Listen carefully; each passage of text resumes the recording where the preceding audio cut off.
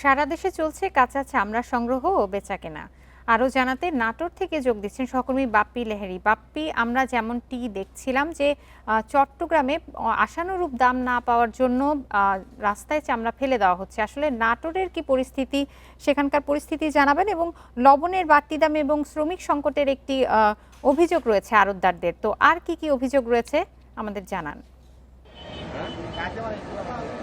নাটোরের এই চামড়ার আড়তটি কিন্তু আসলে দেশের দ্বিতীয় বৃহত্তম চামড়ার আড়ত। এই চামড়ার আড়তে কিন্তু আসলে দেশের প্রায় 30 থেকে 35টা বা তারও অধিক সংখ্যক জেলার চামড়া কিন্তু নাটোরের এই আড়তে নিয়ে আসে।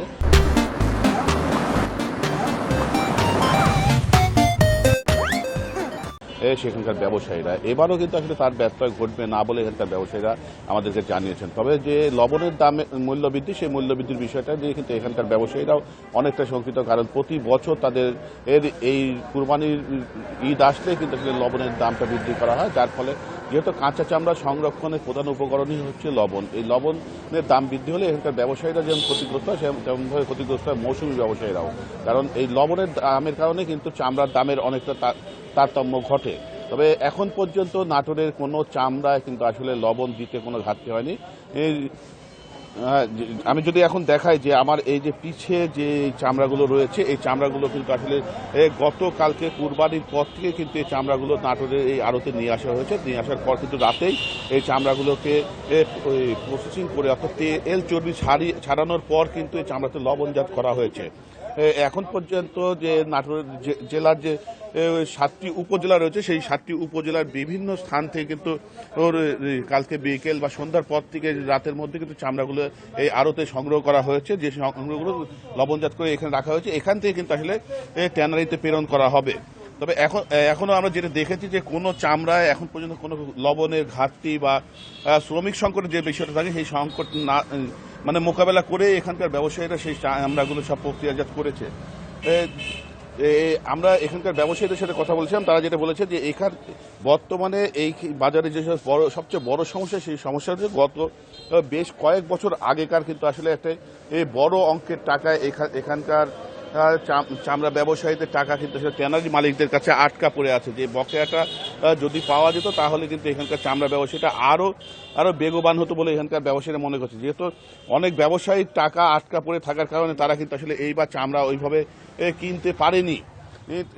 তারপরেও কিন্তু যে চামড়া তাদের যে প্রতি বছর যে ট্যানারি মালিকদের চাহিদা প্রায় 30 থেকে 35% চামড়া নাটোরের এই আড়ত থেকে প্রেরণ করা হয়, সেই চামড়াগুলো কিন্তু এই বছরও তারা কিন্তু আসলে এই সমপরিমাণ চামড়া ট্যানারিতে প্রেরণ করবে এরকম আশা তারা ব্যক্ত করছেন। তবে আমি এখানকার যে সভাপতি রয়েছেন, সেই সভাপতি সাইদার খানের সাথে কথা বলেছিলাম।